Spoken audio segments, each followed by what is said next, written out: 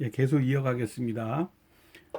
OSI 7 레이어의 1계층은 그 피지컬 레이어, 물리 계층이라고 말씀을 드렸고, 2계층은 데이터 링크 레이어라고 그랬습니다. 그래서 그 데이터 링크 레이어가 굉장히 그 통신에서 아주 핵심적인 그런 중요한 역할을 하거든요. 그래서 거기에서 몇 가지 중요한 기능들을 제가 말씀을 드렸으니까 잘 기억해 주시기 바라고요. 자, 이번에는 이제 3계층, 즉 네트워크 레이어에 대해서 설명을 하겠습니다. 자, 여러분들 지금 여기 보시면 책에도 그렇고 여기 PT 자료에도 좀 이렇게 그림이 나와 있잖아요. 이 그림에 너무 신경 쓰지 마시고요. 아까 말씀드린 것처럼 자, 네트워크 레이어는 밑에 있는 2계층 데이터 링크 레이어와 그다음에 요 위에 이제 트랜스포트 레이어가 있는데 그 사이의 존재를 그 한다 이제 이런 뜻으로만 이해를 하시고 요 네트워크 레이어에서 하는 일은 크게 세 가지 여러분들이 이렇게 생각하시면 되겠습니다. 그래서 첫 번째 최적 경로 설정, 그다음에 인터 네트워킹, 그다음에 흐름 제어 이렇게 세 가지 역할을 하는데 각각 설명을 드리겠습니다. 자, 밑에 있는 그림을 보시죠. 자, 여기 제가 지금 둥그렇게 표시해 놓은 거가 이제 일반적으로 전체 이제 통신 네트워크를 얘기하는 거예요. 이거는 작게 보면은 서울시, 대한민국 아니면 전 세계 이렇게 보시면 되겠고 그 안에 통신을 중개하는 이제 통신 중개 장비들이 설치되어 있는 것. 예를 들어서 이걸 각각 전화국 이렇게 볼 수도 있겠고요. 심지어는 여기는 대한민국의 어떤 통신 기지국, 요거는 일본의 통신 기지국, 요거는 또 미국의 통신 기지국 이렇게 확대해서 생각을 할 수도 있습니다. 그래서 네트워크 계층에서는 어떤 역할을 하냐 그러면 데이터를 예를 들어서 어디에서 어디로 데이터를 보내겠다라고 하면 자, 제가 항상 예를 들어서 설명을 해드립니다. 여러분들이 그렇게 이해를 하시는 게 쉬우니까. 지금 여러분들이 서울에서 부산을 간다고 칩시다. 그러니까 서울에 있는 우리 집에서 부산에 있는 친구 집까지 간다고 칩시다. 자, 그러면 여러분들이 계획을 짤 거잖아요. 서울에서 부산에 있는 친구 집까지 내가 가려면 어느 길로 가야 되지 할 때 우선 여러분들이 뭘 떠올립니까? 우리 집에서부터 고속도로까지 어떤 길로 갈 건지를 먼저 생각합니까? 아니면 경부고속도로로 갈까? 중부고속도로로 갈까? 내륙고속도로로 갈까라는 어떤 큰 멀리 떨어져 있는 고속도로부터 여러분들이 챙기게 됩니까? 분명히 고속도로부터 여러분들이 챙기죠. 경부고속도로로 가야 되겠다. 그러면 바로 이게 뭐예요? 여기서 경부고속도로. 그럼 경부고속도로는 우리가 보통 대전을 지나서 대구를 지나서 이렇게 가도록 돼 있잖아요. 아, 그러면 대구로 가서 대전으로 가서 대구로 가서 이렇게 부산으로 가면 되겠다라고 이제 그걸 생각을 하는 거죠. 그렇게 큰 광역 통신망의 중요한 기지국이 있는 통신 장비들의 어떤 이동 경로를 어디를 택할 것이냐를 이제 잡는 겁니다. 이걸 이제 최적 경로라고 얘기를 하는데 예를 들어서 경부고속도로가 막힐 수도 있잖아요. 경우에 따라서 순간순간. 또 어느 고속도로든지 순간순간 막힐 수 있잖아요. 그러니까 여러분들이 운전을 하든지 아니면 아빠나 아니면 누가 이렇게 운전을 할 때 보면은 그 내비게이션을 이렇게 찍어 보죠. 내비게이션으로 찍어 보면은 어디에서 어디가 막힌다 이런 거 나오잖아요. 그러면 만약에 서울에서 경부고속도로로 가려고 그랬는데 경부고속도로 대전까지가 지금 굉장히 막히네. 그럼 여러분들이 임의로 경로를 어디로 바꿉니까? 그러면 중부고속도로로 해서 가야 되겠다. 이렇게 경로를 여러분들이 바꿀 수 있죠. 네. 말 그대로 최적 경로를 설정을 하는 걸 얘기하는 겁니다. 그 다음에 이제 인터 네트워킹이라는 건 뭐냐 여러분? 네트워크와 네트워크를 연결한다 이렇게 보시면 돼요. 인터 네트워킹. 네트워크와 네트워크 사이라는 뜻입니다. 여러분들이 이제 혹시 스위스에 가시면 뭐 언젠가 갈 일이 있잖아요. 또 가 보셔야 됩니다. 여러분들 꼭 가세요. 스위스에 가면 이제 알프스산을 올라가야 되고, 알프스산 스위스에서 올라갈 때 우리가 올라가 보는 유명한 봉우리가 한 두세 개 정도 있는데, 그 중에 대표적으로 이렇게 특히 신혼부부나 젊은 분들이 많이 가는 데가 우선은 융프라우라는 그 알프스 그 전망대를 가든지, 또 아니면 뭐 몽블랑이라는 곳을 가든지 이렇게 갑니다. 그 융프라우라는 곳을 가게 되면 제가 좀 더 시간이 있으면 재밌는 얘기를 좀 곁들여서 이렇게 그 해드리고 싶은데 좀 아쉽습니다. 융프라우라는 뜻은 융은 젊다라는 뜻이고요. 영어의 영을 얘기합니다. Y-O-U-N-G.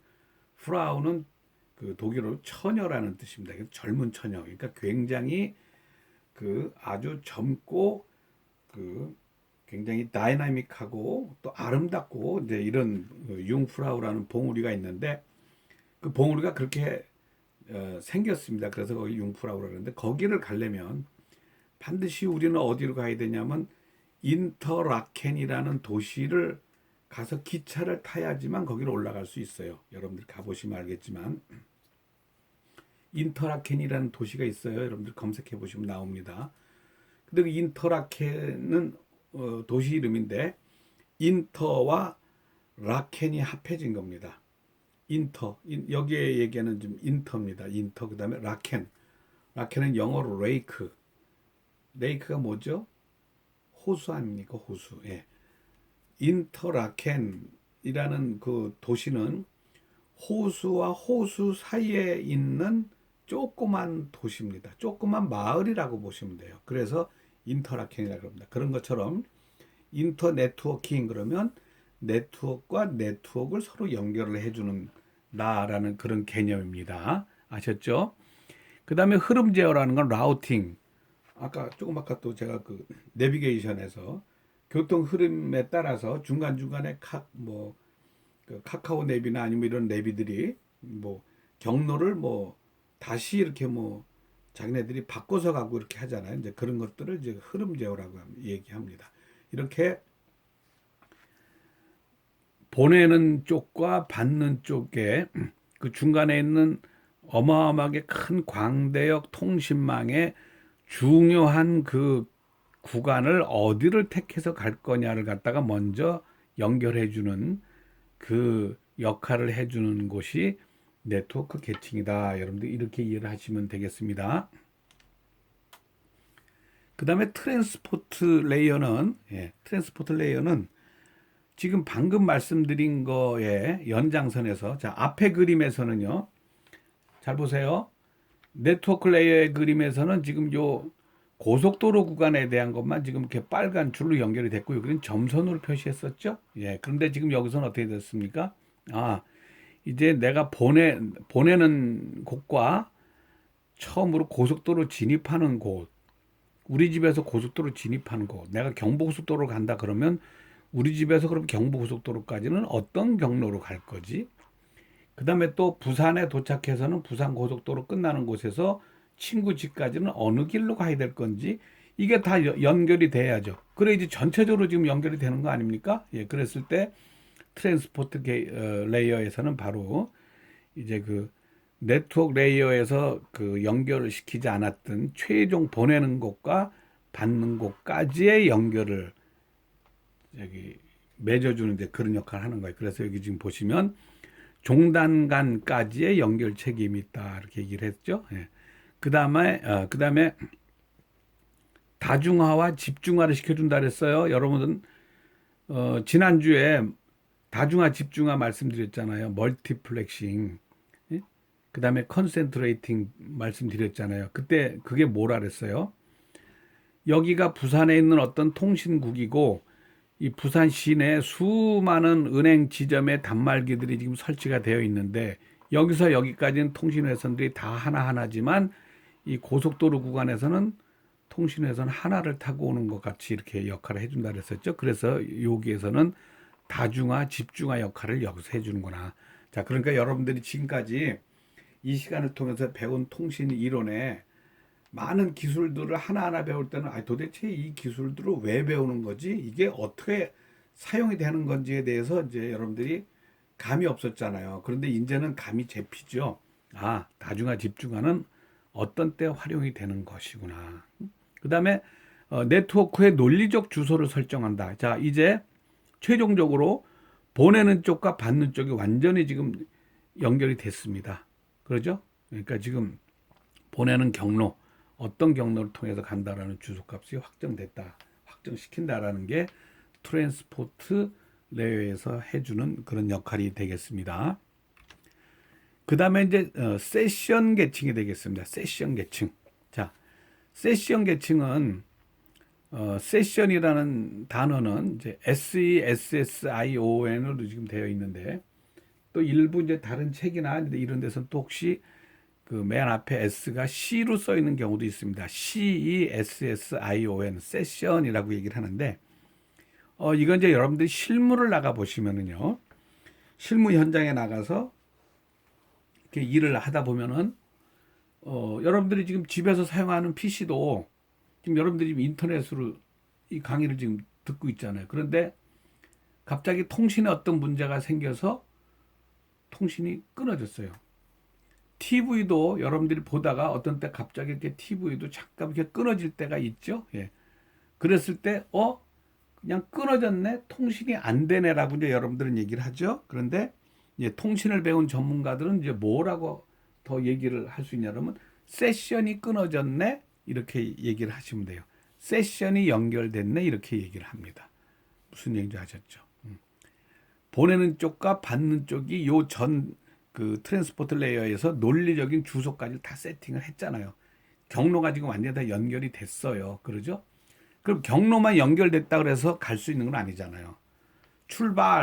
이제 경로는 연결해 놓고, 자, 그럼 가도 되냐? 받는 쪽하고 서로 연락을 하는 거죠. 가도 돼? 오케이, 와도 돼. 그럼 그래, 출발한다. 이렇게 하죠. 야구에서 투수가 포수한테 자, 공을 어떻게 던지겠다라고 사인을 주고받은 다음에 끄떡끄떡하고 그 와일드 모션, 투구 모션을 일으켜 갖고 공을 던지잖아요. 예. 바로 그런 역할을 하는 그 기술적인 부분을 이제 역할 담당하는 게 바로 세션 계층이라는 거죠. 그래서 여기에서 보시면 동기화라는 게 여기 나오네요. 싱크로나이즈드, 싱크를 맞춘다 그랬었죠. 보내는 쪽과 받는 쪽이 보낸다, 받겠다라는 거. 그런 얘기 들으셨죠? 그 다음에 이제 대화 모드. 하프 듀플렉스 방식을 보낼 거냐, 풀 듀플렉스 방식을 보낼 거냐도 여기서 결정한다 그랬었습니다. 자, 여러분들 생각을 해보세요. 지금 그 도로가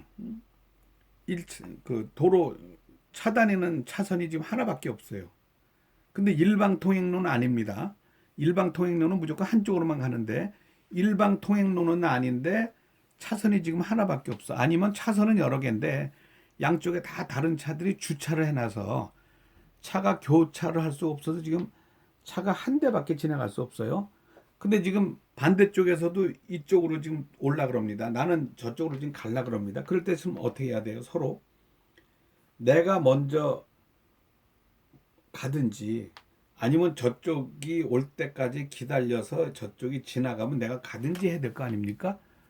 그걸 뭐 하는 거예요? 그걸 하프 듀플렉스라고 얘기를 하는 것이죠. 만약에 길이 2차선 이상이 남아 있으면은 그냥 서로 가면 되죠. 양쪽에서 서로. 그럼 풀 듀플렉스라고 하는 것이죠.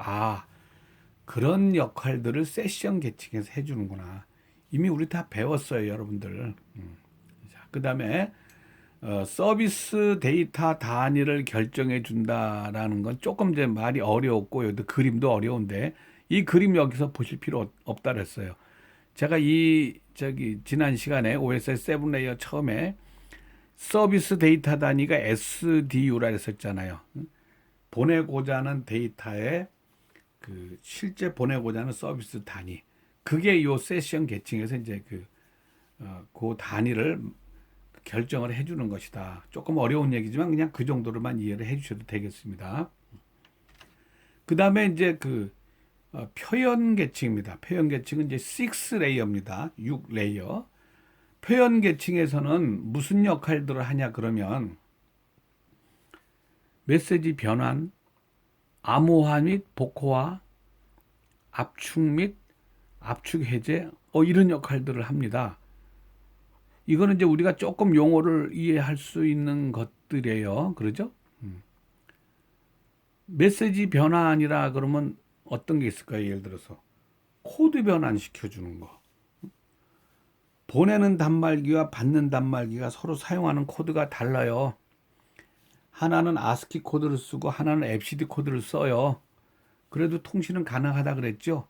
그렇게 서로 다른 데이터의 어떤 형식이나 이런 것들을 서로 맞춰주는 역할을 이 프레젠테이션 레이어에서 해줍니다. 그 다음에 암호화 및 복호화. 자, 여러분들이 스마트폰에서 뭐 스마트폰 뱅킹을 하든지 인터넷에서 인터넷 뱅킹을 하든지 뭘 하든지 간에 여러분들 이제 헐레다 보면 항상 그 암호 모듈이 뭐 제대로 깔려 있는지 이런 것들이 이제 PC에 자동으로 체크가 되죠. 그래서 내가 입력하는 데이터가 암호화 값으로 바뀌어서 올라가죠. 서버 쪽으로. 그럼 또 서버 쪽에서 내려올 때는 또 암호화 된 게 내려와 갖고 내 PC에서 다시 그게 그 내용이 풀리죠. 그걸 복호화라 그러죠. 그렇게 암호화 시키고 복호화 주고 하는 데이터를 올리고 데이터를 송신하고 그다음에 수신할 때 해주는 그런 역할을 이제 표현 계층에서 해준다는 뜻입니다. 그 다음에 압축 및 압축 해제. 압축. 여러분 zip 파일, 뭐 RZIP, zip 뭐 이런 거 다 배우셨잖아요. 그 외에도 여러 가지가 있죠. 근데 여러분들이 여기서 혼동하지 말 것은 여러분들이 데이터를 뭐 이제 여러 개 파일을 만약에 저한테 어떤 레포트를 제출하기 위해서 여러 개 파일을 여러분들이 제출을 한다 그럴 때 그걸 갖다가 하나하나 첨부하는 방법도 있지만 한 번에 하려면 어떻게 합니까? 폴더를 만들어서 폴더에다가 그 파일들을 다 집어넣고 그 폴더 자체를 보내기로 해서 압축을 시키죠. 그래서 그 압축을 갖다가 하나만 붙여주면 바로 보내져 오잖아요. 받은 쪽에서는 그걸 이제 zip 또는 RZIP으로 해서 이제 다시 해제를 하면 되잖아요. 예. 그런데 그거는 응용 차원에서 상업용으로 만들어져 있는 그 압축하고 해제하는 그런 프로그램에서 하는 역할이고 여기서 얘기하는 압축 및 압축 해제는 통신 자체에서도 데이터를 압축하는 기법이 있습니다. 그거는 우리들이 신경 쓸 필요가 없어요. 아까 제가 여러 개, 뭐 한 열댓 개 파일을 보내기 위해서는 이걸 하나하나 보낼 수 없으니까 어떡하지? 고민해갖고 그를 폴더를 하나 만들어서 그거를 zip 파일로 만들어서 보내는 거는 여러분들이 선택해서 할 수 있는 거잖아요. 그런데 여기서 얘기하는 통신의 표현 계층에서의 압축 및 압축 해제는 내가 그렇게 임의대로 하는 게 아니고 이 통신 프로토콜에서 데이터를 압축하거나 압축 해제를 해요. 예를 들어서 보내는 데이터라는 건 결국은 다 1 아니면 0 값으로 지금 쭉 그냥 이렇게 연결돼 있는 거잖아요. 수백, 수천, 수만 개의 비트들이 연결돼 있는 거잖아요. 근데 만약에 1이라는 값이 우연찮게 1이라는 값이 쭉 해서 만약에 8개의 1이 쫙 연속이 되더라. 그러면 그 8개 비트를 그냥 그대로 보내는 것보다는 이 비트가 8개가 연속될 때는 그걸 뭐 몇 비트로 줄이는 어떤 그 상징값을 그걸로 바꿔준다든지 그러면 몇 비트 줄일 수 있잖아요. 그러니까 굉장히 많은 데이터를 보내다 보면은 거기에서 또 줄일 수 있는 그 양이 상당히 많이 되는 겁니다. 그런 거를 압축이라고 하는 거예요. 이건 통신을 전공하는 사람들이 배울 것이니까 더 이상은 여러분들이 고민하실 필요는 없고 그래서 그런 압축 및 압축 해제를 하는 역할을 표현 계층에서 해준다. 자, 마지막으로 이제 응용 계층입니다. 응용 계층. 어플리케이션 레이어. 처음에 OSI 7 레이어를 설명을 할 때, PC에서 내가 지금 그 사용하고 있는 어플리케이션 프로그램이 있죠. 거기에서 다른 쪽으로 보내고자 할 때 제일 먼저 데이터를 요 응용 계층으로 넘겨준다 그랬었잖아요. 예. 그래서 이 응용 계층에서는 뭐 해주냐 그러면은 가상 터미널을 구축해준다. 파일 접근을 허가해준다. 전자우편의 기본 기능을 제공해준다. 무슨 뭐 디렉토리 서비스, 분산 데이터베이스 접근 경로 제공 뭐 이렇게 자 여러분들이 이해하시기에는 너무나 어려운 내용들입니다. 그러니까 이거 여러분들이 너무 신경 쓰지 마시고 여러분들이 이메일을 씁니다. 여러분들 다 쓰시잖아요. 저한테는 이제 여러분들 가지고 있는 네이버 메일로 해서 저한테 뭘 보내주시죠.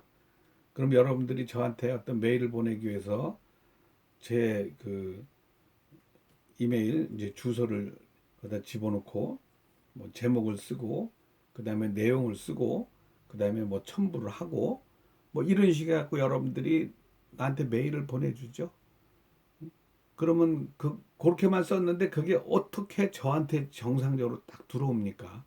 그렇게 내가 필요로 하는 데이터 값을 집어넣어주면 그것이 이런 통신 네트워크 상에서 데이터가 잘 들어갈 수 있게끔 뭔가 거기서 작업해주는 어떤 역할이 들어가 있죠. 그런 작업을 해주는 거를 응용 계층에서 해주는 거다. 이렇게 여러분들이 이해를 하시면 돼요. 자, 제가 지금까지 OSI 7 레이어에 대해서 설명을 쭉 드렸는데 혹시라도 통신에 대해서 아주 많은 그런 지식을 가진 분이 제 강의를 이렇게 들으면 저 교수님 되게 엉터리로 강의하네? 엉터리 같은 얘기를 많이 하네라고 혹시 오해할 수도 있어요. 무슨 얘기인지 아시죠? 예. 그거는 무슨 얘기냐면 지금 우리가 여기서 배우고자 하는 통신은 아주 테크니컬한 그런 전문적인 기술을 배우자는 것이 아니에요. 그런데 우리는 그 기술을 배우기 위해서는 그 기술이 왜 만들어지고 어떤 것인지 어떤 큰 그림 차원에서 이해를 해야 되거든요. 그래서 제가 아주 테크니컬한 그림, 그런 기술 차원으로 설명을 드릴 수 없기 때문에 제가 좀 이렇게 다른 그 쉽기도 하고 근데 딱 맞는 그 예라는 건 사실은 들을 수가 없죠. 그러다 보니까는 좀 유사한 이런 예를 통해서 자꾸 뭐 고속도로가 어쩌고 이런 거를 겸해서 말씀드리는 거니까 여러분들이 오해하지 마시고 여러분들한테 쉽게 필요한 내용만 강의하기 위해서 한 거다 이렇게 이해를 해주시면 되겠습니다. 자, 이게 이제 그 OSI 7 레이어 이제 마지막으로 이제 정리를 한번 좀 해봐야 될 거 아닙니까? 자, 이게 한번 보시죠. 여러분들이 지금까지 이제 그 공부했었던 내용에 대해서 이제 요 표 하나로 여러분들이 이해를 좀 해주면 좋겠어요. 자, OSI 7 레이어 1계층은 피지컬 레이어, 2계층은 데이터 링크, 3계층은 네트워크, 4계층은 트랜스포트, 5계층은 세션, 6계층은 프레젠테이션, 7계층은 어플리케이션 레이어라고 말씀드렸습니다. 평상시에 여러분들이 뭐 1계층은 피지컬이다, 2계층은 데이터 링크다 이걸 뭐 외우실 필요는 없습니다. 하지만 적어도 제 이 공부를 하면서 아니면 이제 기말고사 또 봐야 되잖아요. 기말고사 볼 때 아니면 여러분들이 정보 처리 기사 시험을 볼 때 이럴 때 정도는 여러분들이 분명히 이걸 이제 암기를 하고 들어가셔야 되겠죠. 그래서 지금 각각의 역할을 지금 여기다가 얘기를 해놨습니다. 피지컬 레이어는 데이터를 전기적인 신호로 변경하는 역할을 한다. 데이터 링크에서는 어떻게 전송할 것인지를 결정을 한다. 그래서 오류, 오류가 있는지 없는지, 데이터가 잘못된 게 있는지 없는지, 있으면 어떻게 정정을 할 건지 이런 역할을 한다 그랬었죠. 상계층은 전송 경로를 설정한다 그랬습니다. 그래서 어느 경로로 갈 건지 뭐 이런 거를 결정을 한다 그랬습니다. 트랜스포트 레이어에서는 이제 제대로 데이터가 이제 그 경로가 다 설정이 됐어요. 그랬을 때 어떻게 데이터를 끊어서 이렇게 잘 연결해서 보낼 것인지 이런 걸 한다 그랬습니다. 세션 레이어에서는 이제 정말로 실제 데이터를 보내는 역할을 하는 이제 그런 역할이고요. 프레젠테이션 레이어는 데이터를 압축하고 압축 해제하고 암호화하고 복호화하고 7계층에서는 이용자가 필요로 하는 이메일 서비스라든지 무슨 분산 데이터 서비스라든지 뭐 이제 이런 역할을 한다. 그래서 여기 보시면 7계층, 6계층, 5계층은 사실은 컴퓨터 차원에서 지금 해주는 역할이라고 보시면 되고요. 4계층, 3계층, 2계층은 통신 장비에서 해주는 거고요. 1계층은 이제 허브 리피터라고 제가 해놨는데 이런 장비 부분은 이제 뒤에서 다시 이 장비가 뭔지 요 다음 시간에 설명이 나올 것입니다. 이렇게 여러분들이 OSI 7예를 잘 이해를 해주시면 감사하겠습니다. 자, 그럼 이제 이번에는 교과서 247페이지를 말씀드리겠습니다. 247페이지. 자, 247페이지는 이제 TCP/IP라는 말이 나왔어요. 자, 여러분, TCP/IP는 여러분들이 무조건 외워야 되는 단어입니다. 이건 여러분들이 혹시 책방에 가서 서점에 가서 뭐 통신과 관련된 책을 우연히 뒤지다 보면 TCP/IP 뭐 이런 개론 뭐 이런 책들이 있습니다. 이거 뭐냐 여러분, TCP/IP의 원어를 여러분들이 알 필요는 없어요.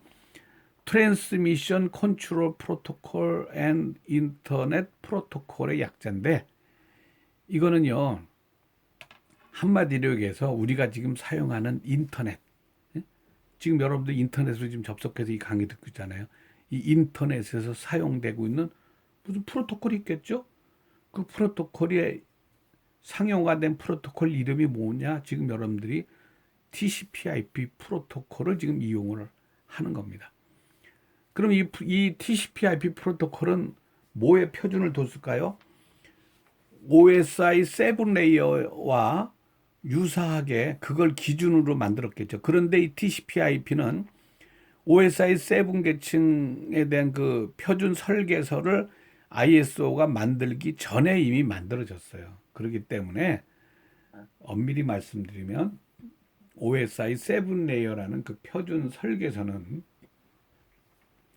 이 TCP/IP 그 프로토콜 이미 상용화돼서 쓰고 있던 거를 그 모니터링 이제 그거를 잘 그 내용에 준해서 이 국제 표준을 만들었다, 여러분들이 그렇게 보시면 돼요. 이거 어디서 만들었느냐? 미국 국방성이 구축한 알파넷에서부터 시작이 됐습니다. 미국 국방성의 알파넷은 언제 시작된 거라고 제가 말씀드렸습니까? 1945년 일본이 하와이를 공격을 했죠. 그래서 미국이 나중에 깜짝 놀라갖고 이거 우리나라를 지키기 위해서는 땅덩어리가 넓으니까 또 뭐 이렇게 하와이까지 떨어져 있잖아요. 바다 건너서. 그러니까 여기에 전체적으로 통신망을 구축을 해야 되겠다 해서 만든 게 알파넷이라고 그랬습니다. 그냥 그 정도만 여러분들이 아시고, 그런데 이 TCP/IP만 전문적으로 기술을 여러분들이 습득을 하면은요 정말 네트워크의 도사가 된다, 여러분들이 그렇게 보시면 돼요.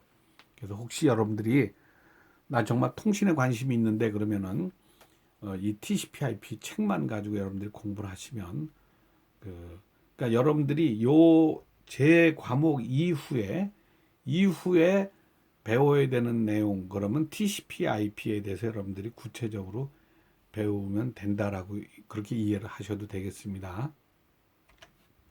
자, 그러면 이제 여러분들이 좀 아는 내용입니다. 이제 TCP/IP에서 그 인터넷 주소값이 있을 거잖아요. 우리 집집마다 집에 주소가 있듯이 지금 여러분들이 강의 듣고 있는 여러분들의 PC도 지금 주소값이 있습니다. 인터넷 주소값이 있어요. 자동으로 부여하는 방법도 있고 고정식도 있고 그렇습니다. 그런데 지금 우리가 쓰고 있는 인터넷 주소값은 거의 99.9%가 다 지금 IPv4라는 주소 체계를 사용을 하고 있습니다. 여러분들 이것만 이제 공부를 해주시면 되는데 IPv4 체계는 주소 길이가 32비트. 그래서 주소값이 이렇게 세팅이 됩니다. 여러분들 그 PC나 이런 데 그 주소값 세팅하는데 혹시 아시면 들어가 보신 분 있죠? 얼마 이렇게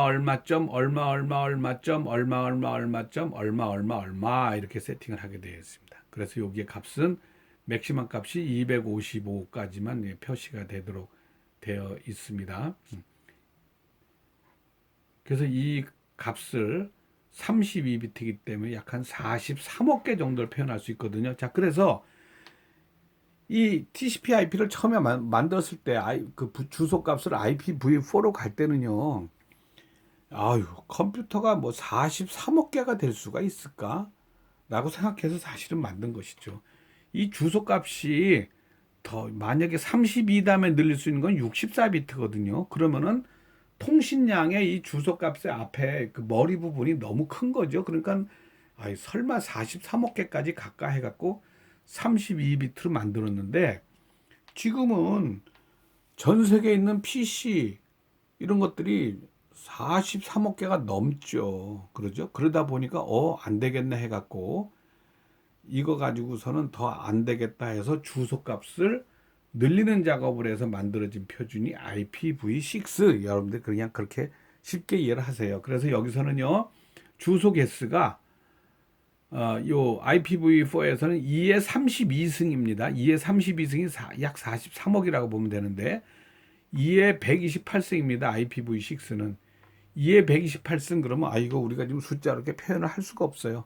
그러니까 거의 무한대라고 보면 됩니다. 그리고 품질 보장도 굉장히 잘 되게끔 이렇게 만들어 놨고, 그런데 이렇게 주소 체계를 바꾸려다 보면은요, 각 기관들이 예를 들어서 우리 학교가 가지고 있는 홈페이지나 포털이나 이런 거에 주소 값도 전부 다 늘려야 되잖아요.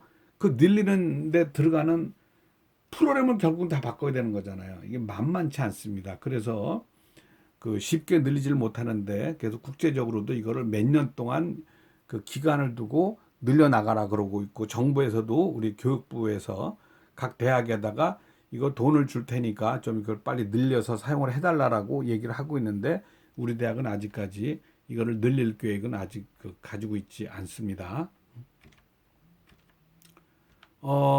OSI 7레이어와 TCP/IP의 개념을 비교해 보시면은요, 그냥 여러분들이 그냥 참고만 해주시면 될 것 같아요. OSI 7레이어는 이렇게 계층이 되어 있는데 TCP/IP는 밑에 부분은 이제 다 그냥 거의 똑같다라고 보시면 되고요. 요 윗부분이 달라져 있습니다. 예. 그러니까 요 정도만 그냥 여러분들이 참고를 해 주시면 되겠습니다. 그 다음에 이제 정보통신 표준은 책의 255페이지부터 책에 많은 내용들이 나와 있는데 그냥 여러분들이 참고를 해 주십시오. 표준화 관련된 기구는 ISO, 그 다음에 CCIT, ITU라는 세 개 그 기관에서 표준을 잡고 있다. 이렇게 이해를 하시면 되겠습니다.